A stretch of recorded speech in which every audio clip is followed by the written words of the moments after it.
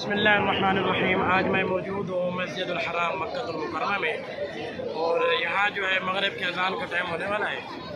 आज मेरे बड़े तहरीना साथी हैं, बड़े मोहब्बत का हमारा रिश्ता है उनके साथ, मुफ्ती वकास कासिम साहब। उनका आज निकाह है। उनका बार बार मुझे फ़ोन आ रहा था कि मुफ्ती साहब आपने शिरकत करनी है। ये तालीम रसूल है कि किसी की खुशी में शामिल होना और फिर खुशी का इजहार करना, और इसी तरह किसी की गमी में शामिल होना और फिर गमी का इजहार करना। अल्हम्दुलिल्लाह तो नमाज के बाद, अभी नमाज़ पढ़नी हमने, नमाज के बाद इंशाअल्लाह उनका निकाह होगा।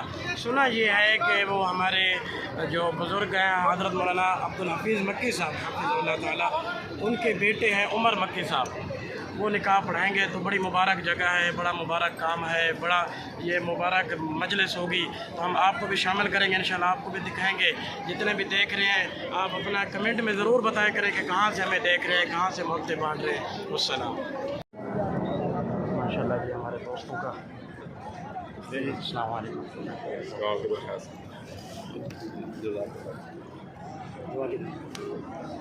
मुफ्ती साहब बहुत बहुत माशाल्लाह, अल्लाह को बोल आप जी वीडियो बन नहीं रही है माशाल्लाह, अल्लाह मुबारक